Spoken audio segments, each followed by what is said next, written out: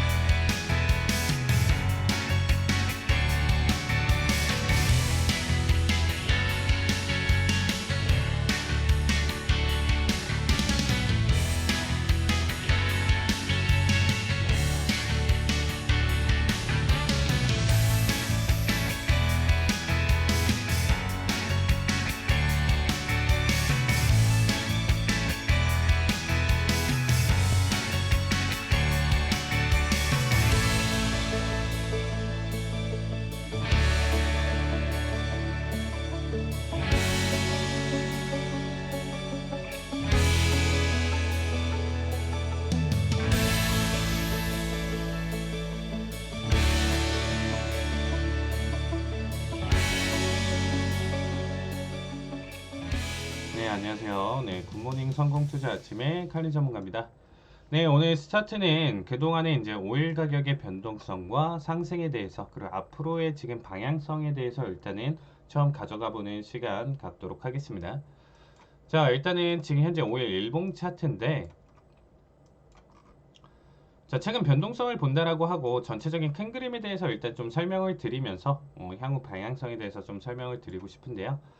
자, 먼저 이전에 이제 작년 제가 8월부터 해서 저 역시 계속적으로 강조를 드렸습니다. 어떤 때냐면 한 이제 60달러에서 이제 70달러 부근대까지 올라오는 이 상승 슈팅을 보고 나서 이제 판단을 했었는데 이때 당시에 이제 어떠했었냐면 이제 월가 IB라고 하면 뭐 모건 스탠리, 뭐 JP 모건, 뱅크 오브 아메리카 등등이 있겠죠. 이쪽에서 이제 나왔던 내용 자체가 해석이 유가 100달러 돌파 가능성 높다.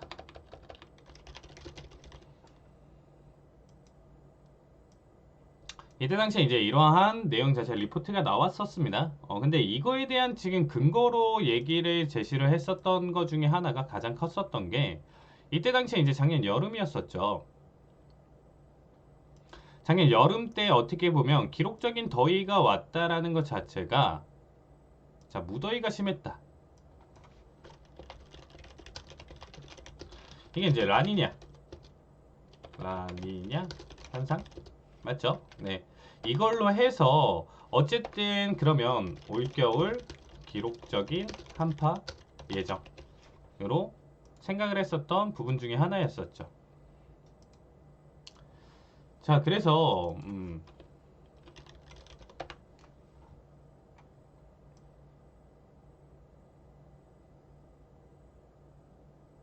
이때 당시에 이제 라니냐 현상 때문에 어떻게 보면 무더위와 그리고 이 부분 때문에 올겨울 기록적인 한파가 예정이 되어 있었고요. 이때 당시에 이제 기록적인 한파에 대한 관점으로 이제 또 추가적으로 지켜본다라고 하면 북반구에 사는 인구가 전 세계 기준으로 봤었을 때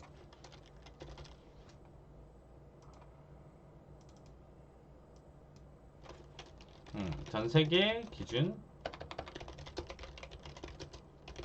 인구를 거의 한 80%로 지금 잡고 있죠.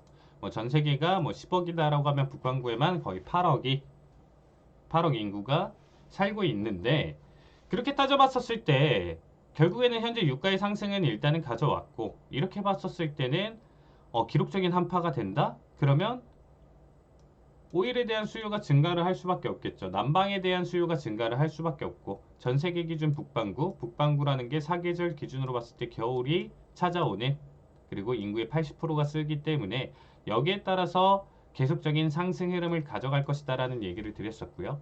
이때 당시에 저 역시도 선물 대행을 일단 기본적으로 하고 있기 때문에 오일 자체의 매수비 자체를 계속 드리고는 있지만 이 선물이라는 것 자체가 지금 이 1포인트마다 지금 어떻게 보면 변동성이 1000불이죠. 1포인트마다 70에서 70일 넘어가는 이 1포인트 변동성마다 1000불이니까 한 계약 기준으로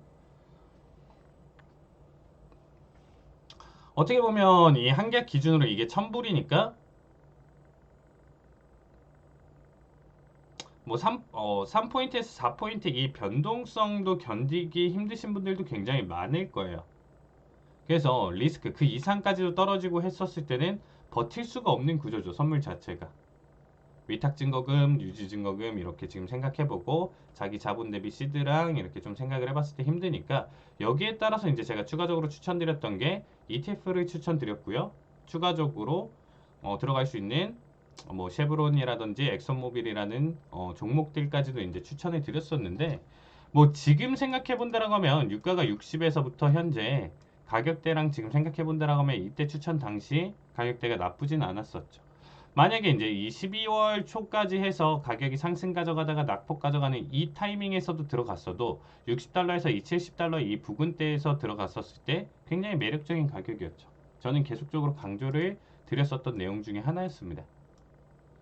그러니까 오일 가격의 상승은 기본적으로 좀 저는 어느 정도 100달러대까지는 예정이 되어 있었다. 여러 정황이나 지금 현재 상황과 지금 맞닥뜨려서 봤었을 때 거기에 따라서 뭐 추가적으로 이렇게 매도세나 낙폭 자체를 이어갔었던 이슈나 내용 해석은 있었지만 결국에는 이 장대음봉 매도세를 지금 다 잡아먹고 들어 올리면서 추가적으로 매수에 대한 근거나 내용 해석은 두 번째 파동에서도 충분히 있었다라고 볼 수가 있었겠죠. 그래서 결국에는 유가가 계속적으로 지금 상승을 가져가면서 100달러대까지 이렇게 해서 돌파를 가져갔어요. 겨울까지 해서 지금 일단 12월부터 해서 다시금 상승 탄력을 가져가면서 강한 흐름을 이어갔었죠. 2월, 3월까지 해서 결국에는 100달러대까지 돌파를 했었죠. 3월 초까지. 그러니까 예정된 수순이었었죠.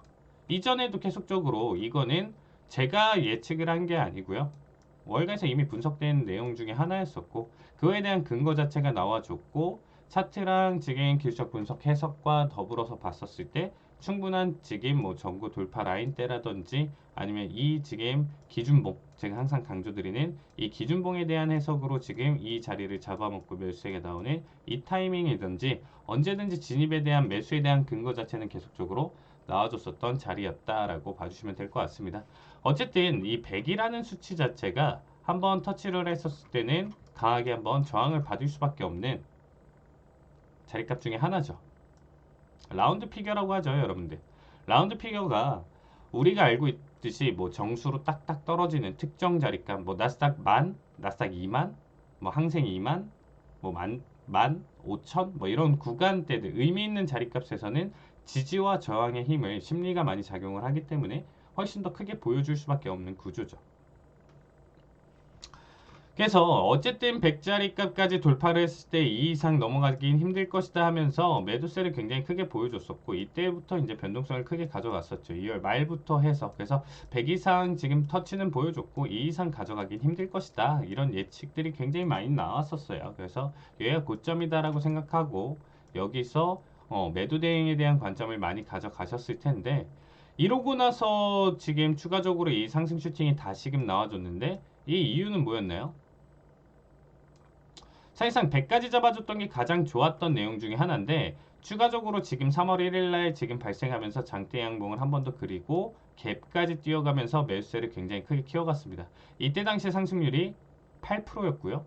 이 다음 날도 7%나 상승을 보여줬고, 그 다다음 날도 7.4%나 상승을 보여주면서 지속적인 상승 탄력을 오버로 크게 가져갔었던 부분 중에 하나입니다. 근데 이 구간에 대한 해석으로 지금 보신다라고 하면, 이 구간은 지금 봤었을 때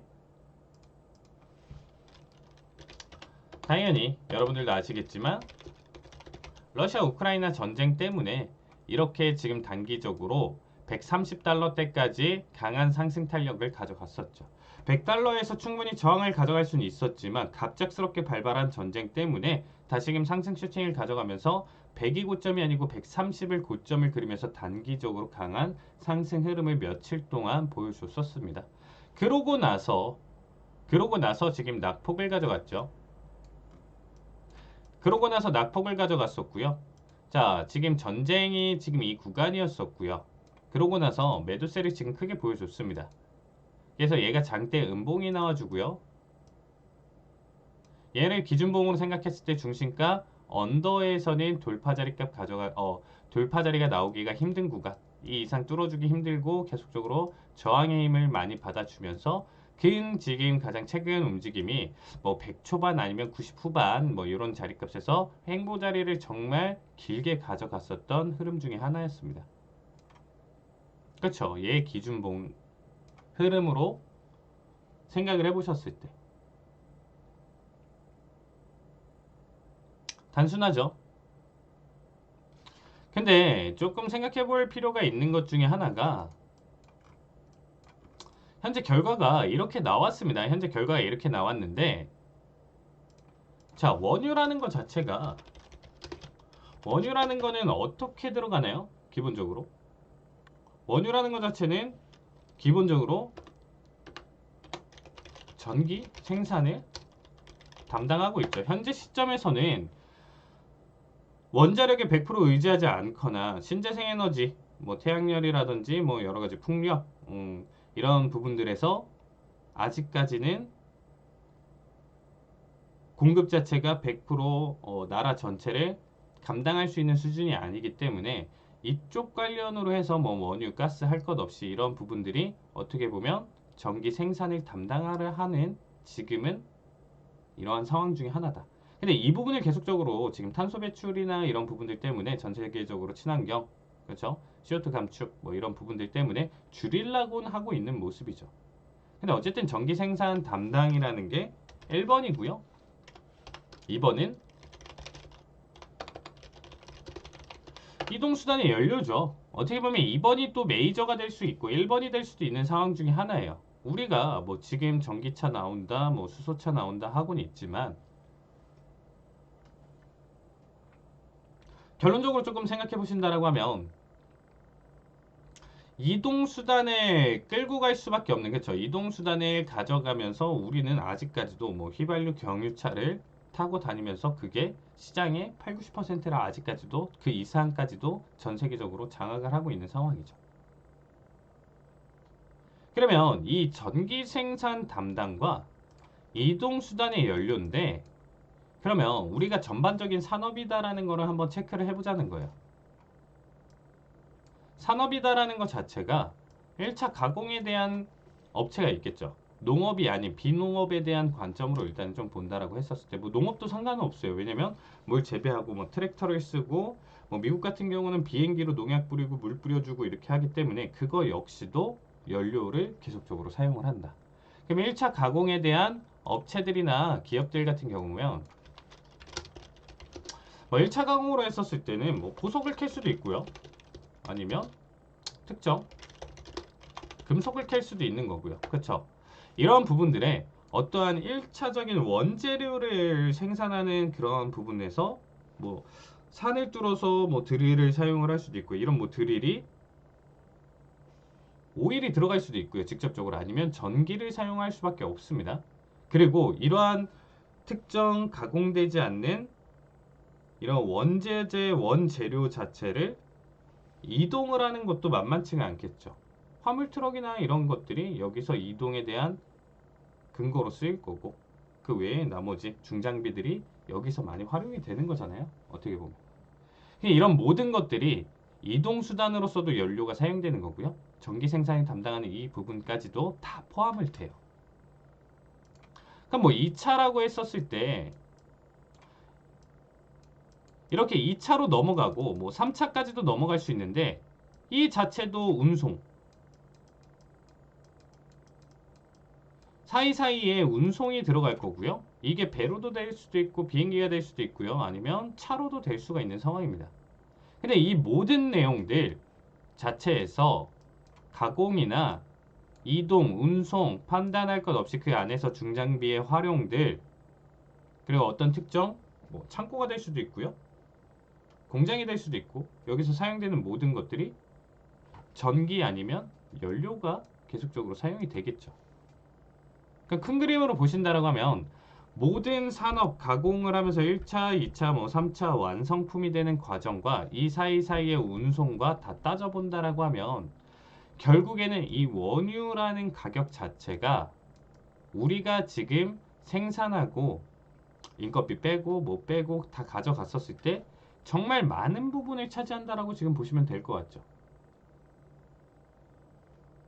굉장히 많은 부분을 차지를 하는데, 이게 한 60에서 70달러대까지는 그래도 그렇게까지 눈여겨볼 필요는 없었습니다. 이거에 대해서 생각할 필요는 없었는데, 결론적으로 문제가 되는 거죠. 현 시점에서는 130까지 올라왔다가 단기적인 낙폭은 좋지만, 이게 추가적으로 다시금 60과 70대까지 떨어지려는 움직임이 보여주지 않고 계속적으로 100달러대를 버텨주면서 상승, 100달러대까지 내려오면 또다시 상승, 이런 모습을 지금 계속적으로 보여줬었어요. 최근의 움직임 자체가. 그러면 이 가공에도 프리미엄이 붙고요, 운송에도 프리미엄이 붙는 거죠. 올랐으니까, 원유가 담당을 하고 있는, 원유가 들어가는 건데 이 오일 가격이 올랐으니까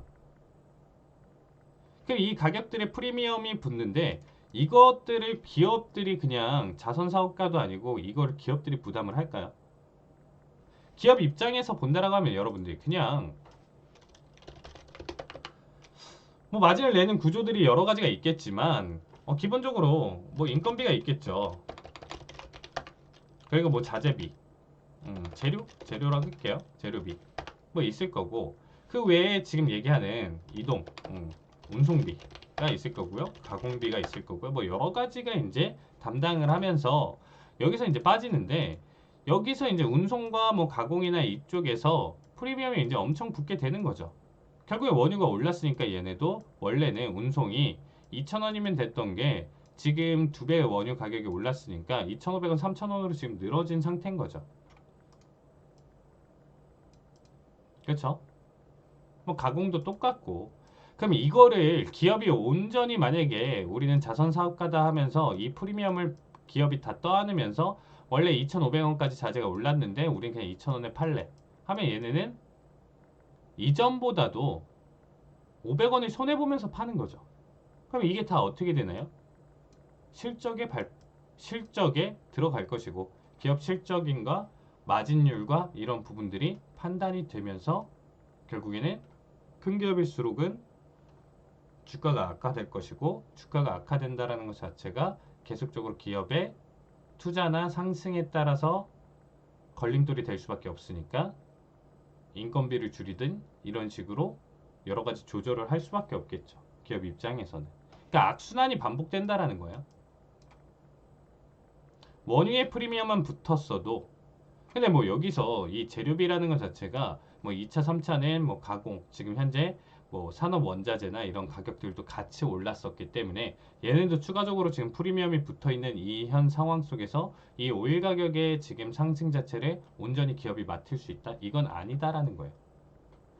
그렇기 때문에 이 모든 프리미엄을 똑같이 이전과 마진율과 생각하면서 온전히 붙여주면서 다음 기업에 떠넘기고 1차 생산했던 기업을 2차에 떠넘기고 2차도 떠넘기고 3차로 떠넘기다 보면 결국에는 뭐 100% 오일 가격 상승에 따라서 똑같이 맞춰서 가진 않을지언정 어쨌든 프리미엄을 붙여서 기업의 손실의 최소화를 가져갈 수밖에 없다라는 거죠. 그냥 이 프리미엄이 계속적으로 붙을 텐데 이게 이제 여러 단계가 가공 단계가 겹치면 겹칠수록 이걸 온전히 완성품에서 소비자가 다 떠안을 수밖에 없는 구조다라는 거예요. 소비자 입장에서.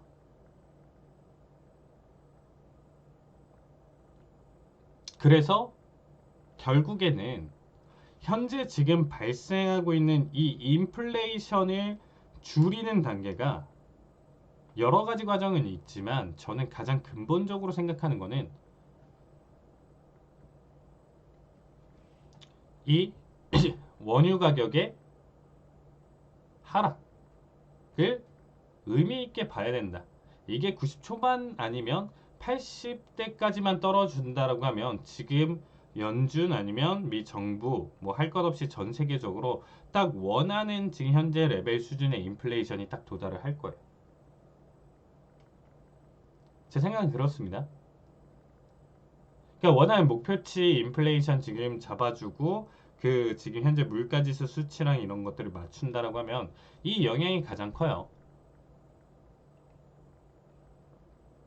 근데 뭐 이제 다르게 얘기하실 수도 있겠죠. 그동안 어쨌든 근본적인 이유나 이렇게 생각해 본다라고 하면 연준이 지금 그동안 시장에 풀었던 달러가 6조 달러가 넘는 거고 코로나 쇼크 이후에도 리먼 사태 때 뿌렸던 게 3억 달러, 3조 달러. 그리고 코로나 때 이제 자금을 회수해야 되지만 코로나 팬데믹이 터지면서 유동성을 공급하기 위해서 6조 달러를 추가적으로 더 가져갔었죠. 그럼 시장에 1경원이라는 지금 우리 하나로 말도 안 되는 금액이 풀리고 있는데 이것 때문에 결국에는 달러 가치가 하락이 되니까 거기에 따라서 가격이 상승할 수밖에 없는 구조가 만들어진 상황에서 이거를 잡았을 때 지금은 금리 인상을 강하게 단행을 하고요. 대차대조표 축소라든지 이런 부분들 때문에 자금의 수를 지금 계속 가져가고 있는 현 시점에서도 벌써 지금 금리 인상을 지금 몇 번의 금리 인상 그리고 앞으로도 빅스텝에 대한 예고를 했음에도 불구하고 인플레이션이 지금 안 잡히고 있죠. 이유는 오일 가격의 상승 그리고 오일 가격이 100달러와 지금 현재 레벨대를 계속적으로 버텨주고 있기 때문에 현재 아무리 금리 인상을 한다고 하고 뭘 한다라고 했을 때 인플레이션이 안 잡히는 거예요. 그러면 인플레이션은 안 잡히는데 결론적으로는 기업이든 개인한테든 사실상 금리가 오르는 것 자체가 돈의 유동성도 줄어들어서 투자에 대한 그런 방향성이라든지 이런 부분들도 줄어드는 거고 개인 입장에서도 그렇게 좋지는 않죠. 그렇게 봤을 때는 경기 침체가 오고 그 다음에 인플레이션은 잡히지 않는 스태그플레이션이 계속 유지되면서 다시 한 번 더 시장 전체에 전 세계적으로 충격을 가할 수 있는 요소가 나올 가능성이 있다라고 바라보고 있습니다. 자, 그러면 이렇게 지금 해석을 하면 결론적으로는 뭔 얘기를 하더라도 가장 큰 거는 원유 가격 때문에 사실 이 원유 가격에 대한 파동은 어떻게 보면 이전을 박스로 지금 잡고 생각을 해봤을 때 작년에는 일단은 작년 여름 전에는 이러한 상승도 지금 일단 한 번 더 보여줬었고요. 근데 이때까지는 사실상 뭐 여기까지는 오를 만한 가치다. 이전에 너무 뭐 마이너스 6까지 찍으면서 오일 가격이 낙폭을 말도 안 되게 보여줬었죠. 20년대 4월달 마이너스 유가를 찍었다가 이거를 지금 회복하는 단계였던 거였었죠. 오일 자체는.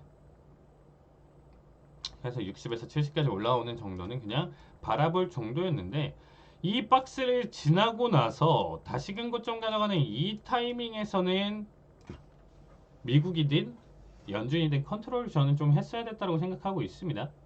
결국에는 이때 당시 아예 뭐 이게 사실상 뭐 얼마나 큰 부담이 되겠어.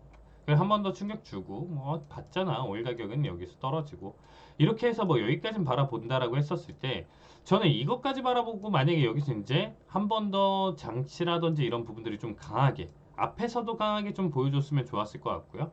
만약에 이제 뒤인 파동이 지금 나왔고 여기서도 이제 여러 가지 조절을 하려고 했었지만 실패를 했었던 부분 중에 하나였습니다. 그러면 어쨌든 여기선 더 노력이 저는 더 필요했다고 생각해요. 지금의 대처보다는. 그거를 이 오일 가격의 상승 자체가 자 보시면 아시겠지만 2월 25일 뭐 이때는 지금 전쟁이 발생한다 안 한다 뭐 이렇게 지금 얘기가 나오는 정도의 시점이었었는데 이미 90달러대에서 100달러대까지의 변동성을 보여줬었던 시장이었어요. 그러고 나서 이제 정말 전쟁이 발발하고 나왔을 때 단기적으로 슈팅 보여주고 이러한 변동성을 가져가는 시장이었죠. 그럼 오일 가격의 상승 자체를 러시아 우크라이나 전쟁으로만 떠밀기에는 이미 이 앞전에 충분히 받아줄 수 있었던 구간들이 있었는데 대처가 좀 약하지 않았나. 그래서 지금은 전쟁이니까 전쟁에 대한 리스크는 있었지만 지금 같은 가격대를 계속적으로 유지했던 것 자체는 제가 봤을 때는 연준과 미국의 대처가 좀 부족하지 않았나라는 생각이 들고 있습니다. 자, 일단은 이렇게 생각을 해볼 수 있고 최근에는 그래서 정부에서도 이제 여러 가지 지금 대응을 가져가고 생각을 하고 있는데 이 부분은 지금 이어서 그럼 가장 최근의 움직임과 추세를 한 번 더 생각을 해볼 수 있고요. 그 다음에 마무리로 현재 기술적 분석에서 가능한 오일 가격대의 고점이라든지 앞으로의 어디까지의 변동성을 좀 그리면서 넘어갈 수 있는지에 대해서 체크해보는 시간 2부에서 가져가 보도록 하겠습니다.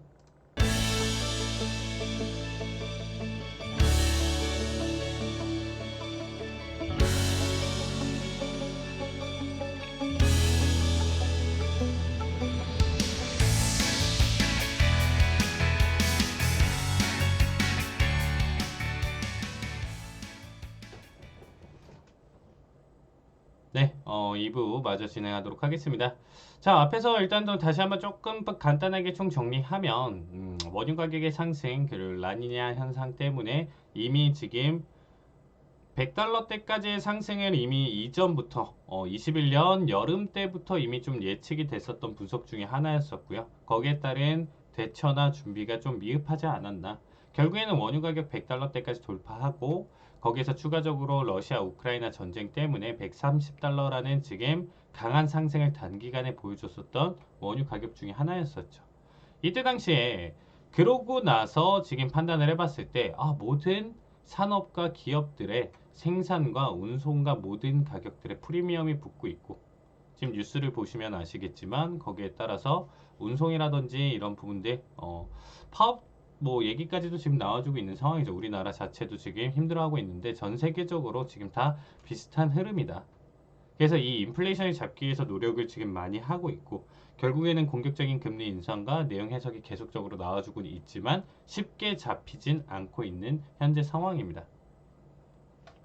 그러면 이 부분에 대해서는 이제 설명을 드렸고요. 그럼 가장 최근의 움직임에서 한번 지금 좀 판단을 해봤을 때 자, 130달러대까지 단기간에 돌파를 했고요. 뭐 니켈 자체는 여러분들도 아시겠지만 거의 폭등을 했었죠. 몇백 프로 폭등을 하고 나서 다시금 낙폭, 뭐 팔라듐 할 것 없이 이러한 모습을 다 보여줬는데 이거는 러시아가 당연히 오펙 회원 국가고 천연가스 노르드 스트림이라든지 그리고 뭐 팔라듐 전 세계 생산 1위 국가 그 외 산업 원자재들도 비중을 너무 크게 두고 있기 때문에 전쟁에 대한 리스크로 단기간의 가격 상승을 충분히 볼 수 있었던 구간 중에 하나였었던 걸로 봐주시면 될 것 같습니다. 어쨌든 여기까지 상승을 가져갔으니까 전 세계적으로 이 부분에 대한 해석 자체는 제가 가져가도 이렇게 나오는데 훨씬 더 심오하게 지금 판단을 해봤을 때는 리스크가 너무 큰 거죠. 그래서 미 정부에서도 결론적으로는 오펙 플러스에 대해서 압박을 계속적으로 가했었죠. 니네 지금 오일 가격이 너무 높아. 이렇게 되면 전 세계적으로 잘못하면 망해. 그러니까 빨리 가격 내려. 증산의 가격을 내리려면 증산을 많이 해. 라는 압박을 줬었고요. 미국 자체에서도 가지고 있는 전략 비축류죠. 가지고 있는 이 전략 비축류를 계속적으로 풀어주면서 공급을 굉장히 과잉으로 계속적으로 시장에 내비치면서 가격의 하락을 계속적으로 유도를 했었는데 쉽게 가져가고 있는 모습은 아니죠. 떨궜다 하면 다시 올리고요. 떨궜다 하면 다시 올리고 떨군 것처럼 보였다가 또 다시금 올리고 이런 모습이 지금 3월, 4월, 5월 때까지도 계속적으로 이어지고 있는 현재의 시장 흐름이다라고 생각을 해주시면 될 것 같습니다. 자, 여기까지 이해가 되시면 그럼 왜 오일 가격이 떨어지지가 않죠? 분명히 증산은 한다라고 했었고요. 이렇게 지금 약속하고 가져갔는데 왜 이러한 지금 모습을 안 보여주고 있죠, 제대로? 라고 했었을 때 어쨌든 정유 회사든 뭐 사우디든 지금 오펙 회원국이든 이전에 여러분들 생각해 보시면 이 마이너스 유가 파동 때 이때 당시에 너무 큰 타격을 받았었던 거예요. 어떻게 보면 사실상 미국 셰일 오일 기업들도 60에서 80달러대까지는 가격이 원유 가격이 나와줘야 생산이라든지 그러한 모든 인건비라든지 이런 거를 충족을 해서 판매를 했었을 때 마진이 나오는 구조인데 이때는 뭐 빵이 아니고 영원이 아니고 거기에 더해서 마이너스까지도 단기간에 보여줬었던 정말 말도 안 되는 시장 흐름 중에 하나였었죠. 그러다가 이러한 지금 가격들을 가지고 버티는데 이때 당시에 얘네 입장에선 그거예요. 어떻게 보면 이럴 때는 니네가 우리를 뭐 도와주고 뭘 하고 얘기한 적이 있냐 생각해보면 근데 지금 사우디 입장이나 다른 오펙 회원국들 입장에서 지금 본다라고 하면 여러분들이 오일머니를 지금 쥐고 있는 뭐 왕세자, 사우디 뭐 왕세자나 국왕이나 그쵸? 뭐 이러한 지금 지휘권을 갖고 있다라고 여러분들이 가정을 하면 얘네는 생산해서 파는 걸로 어떻게 보면 오일머니로 지금 나라를 돌리고 있는 거고 그 막대한 부를 이용해서 뭐 투자나 이렇게 여러 가지로 지금 하고는 있지만 결론적으로는 주요 수입원이라든지 이런 부분들이 오일로 지금 잡혀 있는 거죠.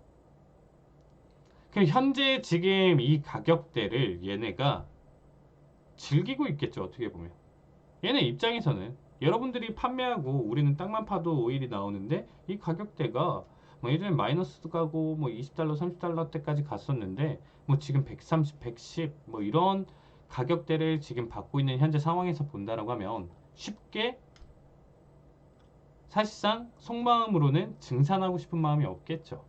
속마음으로는. 그래서 현재 어떤 시장이냐면 현재 시장을 좀 본다라고 하면 아 그래 우리 증산할게 얘기를 하고 뭐 50만큼 증산을 할 거야 알겠어 우리 이거 합의 보자 하고 실질적으로 까보니까 뭐 10만큼 밖에도 아니면 그 이하로 증산을 해버리는 거예요. 그러니까 시장은 증산 충분히 못하고 지금 현재 원유 재고량이라든지 이런 부분들이 미달이 되니까 다시금 또 가격 상승을 또 불러일으키는 거고요.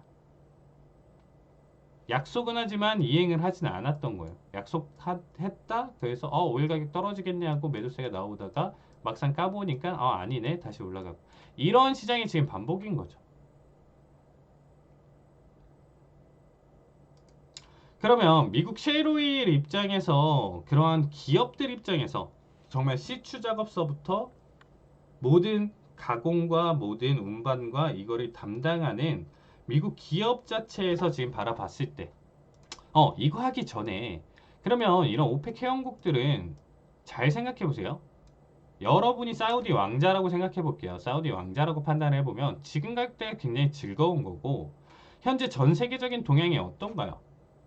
친환경 하니까 친환경을 키워드로 들고 있죠. 그래서 지금 계속 전기차, 수소차 이런 얘기 나오는 거고요. 태양광, 기타 이런 식으로 지금 유럽은 2050년대까지 신재생 에너지를 가지고 전체적인 전기 생산이나 이런 부분들을 돌리겠다 이런 목표도 있는 거고요. 그리고 잘 모르시는 분들이 계시는데 20년대 이후로부터 이후부터 미국이 내수로만 돌렸던 원유를 생산을 하더라도 미국 자체도 워낙 수요가 많기 때문에 내수로만 판매를 했었던 이 오일 자체를 수출을 하기 시작했어요. 코로나 이후부터. 미국 셰일오일 기업들 자체가 이렇게 수출로 넘어갔죠. 왜?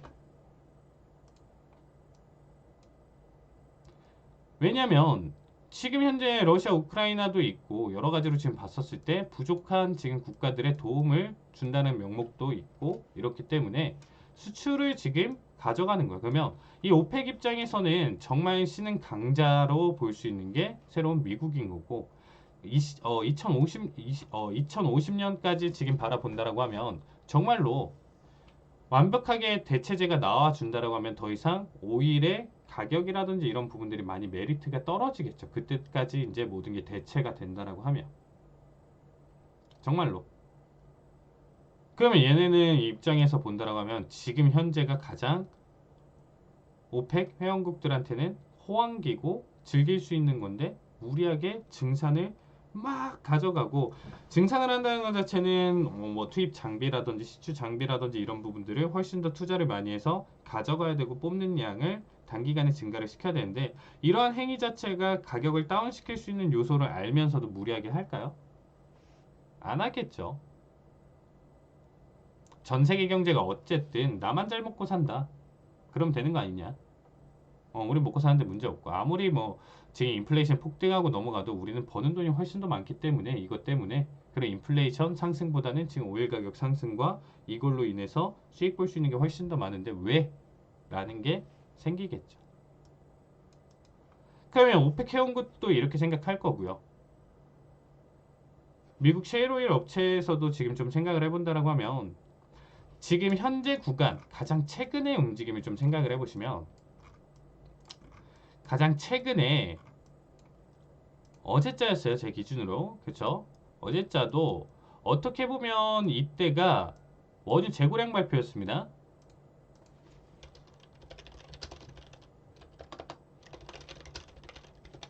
자, 원유 재고량 발표가 있었는데 이거를 지금 데이터로 지금 보여드리도록 하겠습니다. 자, 원유 재고량을 여러분들이 보시면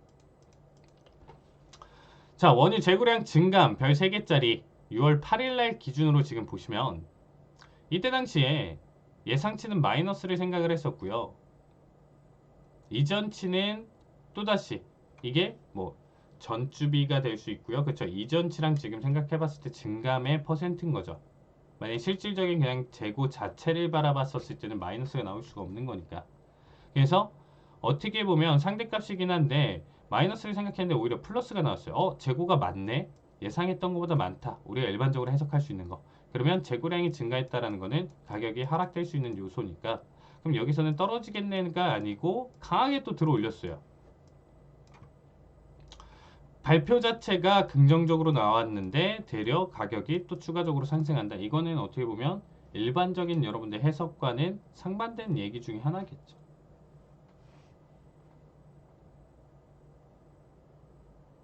왜 그랬을까요?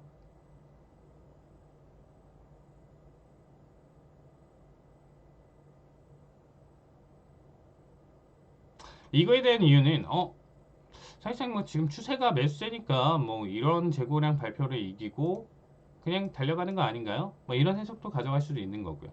어쨌든 실질적으로 지금 봤었을 때 가장 큰 이유 중에 하나가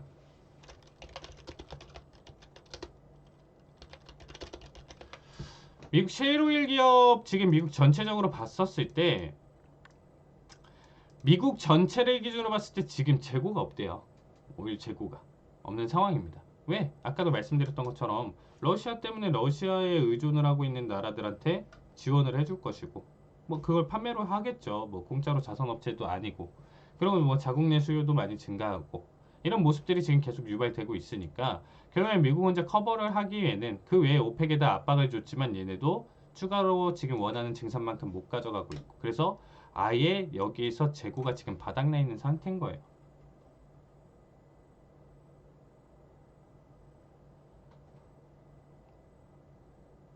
그러니까 단순하게 지금 재고량 발표만 보고 나서도 지금 가격대가 지금 상승을 가져가는 이유 중에 하나인 거고, 그러면 이 기업 자체에서도 지금 그러면 미국 자체에서도 압박을 주고 얘네 오펙만 지금 쪼는 게 아니고 미국 자체 니네가 그렇게 쪼는데 그럼 얘네를 컨트롤 해가지고 증산을 많이 하는 거로 가져가면 되는 거 아니야? 라고 할 수가 있겠죠. 근데 여기 있는 지금 셰어오일 기업의 CEO들은 지금 그렇게 생각하지 않아요. 왜냐면 이전에 제가 아까도 말씀드렸다시피 코로나 때 쇼크를 너무 크게 받았던 거예요.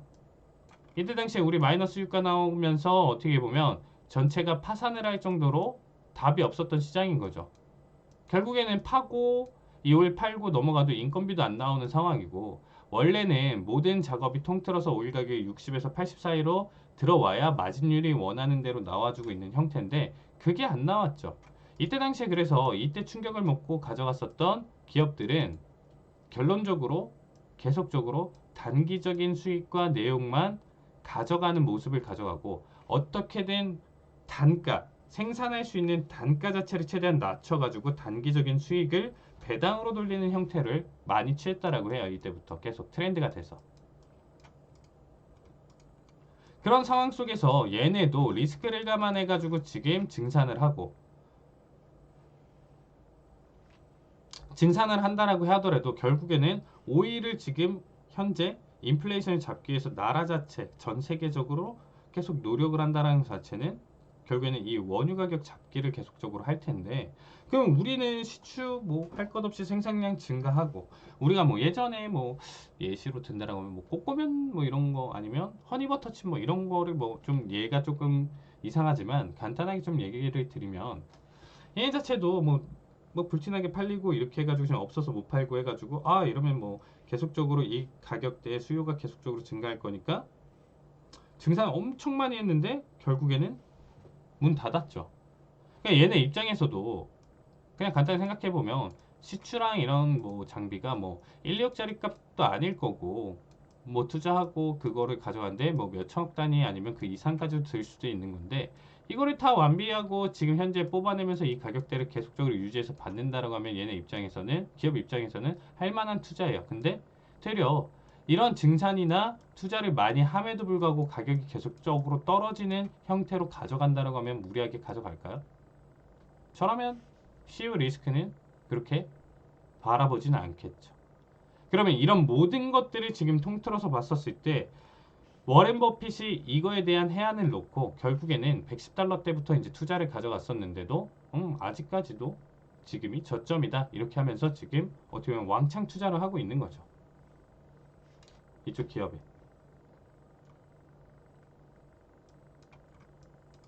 아직까지도. 그러면 현재 지금 가장 최근의 움직임과 재고량 발표에도 임에도 불구하고 가격 상승, 그리고 계속적으로 정고점, 이거는 단기간에 지금 전쟁의 리스크로 가져갔었던 고점이었는데 이 가격대를 돌파해 버린다? 그럼 지금 현재 계속적으로 시장에서 풍기고 있었던 게 뭐였었죠? 현재 가격대가 3월 달에 있었던 이 변동성 나머지 산업 원자재들 다 고점까지 올랐다가 단기적으로 낙폭을 크게 가져왔으니까 이 이상의 가격을 돌파하긴 힘들 것이야. 그렇기 때문에 현재 물가지수는 최고치는 한번 쳤어. 그 이상 올라가기 힘드니까 결국에는 빠져주고 있는 모습일 거야.